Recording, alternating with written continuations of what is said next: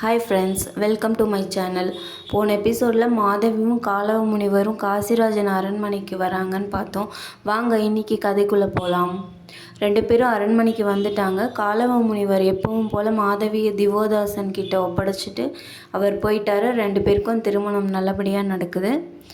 திவோதாசன் எப்படிப்பட்ட மனிதர்னா, ரொம்ப தர்மவான், சாது, ரொம்ப நல்லவர் தானே, ரொம்ப தர்மத்துக்கு ரொம்ப முக்கியத்துவம் கொடுக்குற ஆள்னு வச்சுக்கோங்களேன். இப்போ எப்படி மகாபாரதத்தில் தர்மர் இருப்பார் இல்லைங்களா, எல்லாத்த விடவும் கட்டின மனைவியை விட எனக்கு தர்மம் தான் முக்கியம் அப்படின்னு நின்னார்ல, அந்த மாதிரி தான் இந்த திவோதாசன். 2 பேரும் வாழ்ந்துட்டுருக்காங்க. இந்த வாழ்க்கையிலையும் மாதவிக்கு பெருசாக சந்தோஷமோ நிம்மதியோ கிடையாது. ஏதோ வாழ்ந்துட்டுருக்காங்க. தன்னோட லட்சியத்தை அடைஞ்சிட்டு காலவர திருமணம் புரியணுங்கன்னு ஏதோ வாழ்ந்துட்டுருக்காங்க. மாதவி ஏதோ ஆழமாக யோசிச்சிட்ருக்காங்க. தன்னோட மான்குட்டி கல்யாணியை பற்றி தான். ரொம்ப நானே தான் அவளை கொன்னுட்டேன், என்னோடய அஜாக்கிரதையில் தான் இது நடந்ததுன்னு ரொம்ப ஆழமாக யோசிச்சிட்ருக்காங்க. அப்போ திவோதாசர் கேட்குறாரு, என்ன ஆழமாக யோசிக்கிற அப்படின்னு கேட்குறாங்க. அதுக்கு நான் கல்யாணியை நான் கொன்னுட்டேன் அப்படின்னு சொல்கிறாங்க. கல்யாணியா? யார் அதை? நீ கொன்னுட்டியா? இல்லை, நீ கொன்றிருக்க மாட்டேன்னு அவர் சொல்கிறாரு. அதுக்கு மாதவி, இல்லை நான் தான் கொன்னுட்டேன், அவள் நான் வளர்த்த மான்குட்டி தான் கல்யாணி அப்படின்னு மாதவி சொல்கிறாங்க. நீ எதுக்கு கொன்னன்னு திவோதாசன் கேட்குறாரு. நானும் காலவரும் சந்தோஷமாக இருக்க அவள் இடைஞ்சலாக இருந்தா, அதனால தான் அவளை கொன்னுட்டேன் அப்படின்னு மாதவி சொல்கிறாங்க.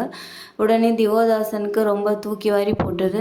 என்ன, நீயும் காலவரும் சந்தோஷமாக இருந்தீங்களா? அப்படின்னா நீ உங்களுக்குள்ளே என்ன உறவு அப்படின்னு கேட்குறாங்க.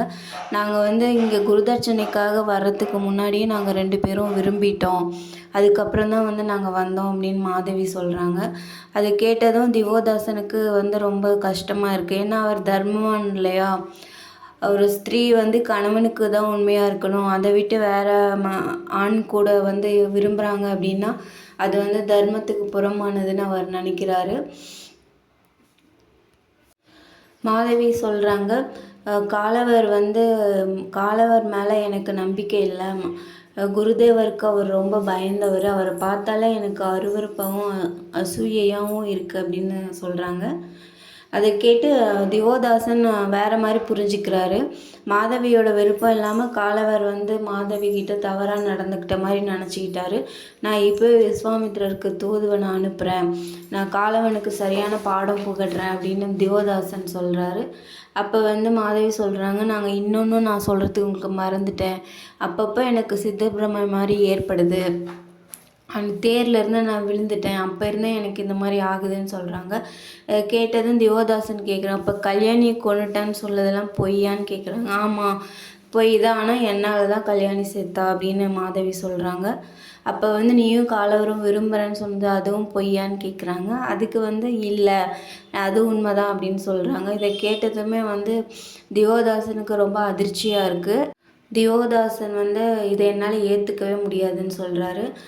அதுக்கு மாதவி நான் உங்களை கல்யாணம் பண்ணிக்கிறதுக்கு முன்னாடி கூட நான் ஹரியசோனை கல்யாணம் பண்ணிவிட்டு ஒரு குழந்தை பெற்றுட்டு தான் நான் வந்தேன், அப்போ உங்களுக்கு இது தப்பாக தெரியலையா அப்படின்னு கேட்குறாங்க. அதுக்கு திவோதாசன் நீ ஹரியசோனை முறைப்படி கல்யாணம் பண்ணிவிட்டு குழந்தை பெற்ற, அது இல்லாமல் அதுக்கப்புறம் நீ கன்னியாக ஆகிட்ட, அதனால் அதை நான் ஏற்றுக்கிட்டேன்னு திவோதாசன் சொல்கிறாரு. மாதவி சொல்கிறாங்க, நான் அவரை விரும்பினதுக்கப்புறமும் கூட நான் கன்னியாக ஆனதுக்கப்புறம் தான் முதல் கல்யாணமும் முடித்தேன், அதுக்கப்புறம் தான் இப்போ உங்களை கல்யாணம் பண்ணியிருக்கேன், உங்களுக்கு தேவை என்னோடய கன்னிப்புறமும் குழந்தையும் தானே, அது உங்களுக்கு கிடச்சிருக்குல்ல அப்படின்னு சொல்கிறாங்க மாதவி. என்ன சொன்னாலும் திவோதாசனால் ஏற்றுக்கவே முடியல, தான் ஏமாந்துட்டு தான் நினச்சி ரொம்ப மனசு நொந்து போகிறாரு.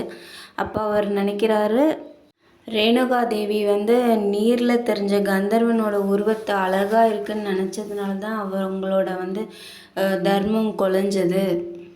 அவங்களோட கணவர் ஜமதக்னி தன்னோட புதல்வர் பரசுராமரை விட்டு அவங்கள வெட்டி வீழ்த்திட்டாரு, என்னால் அது முடியலையேன்னு ரொம்ப மனம் கொந்தளிக்கிறாரு.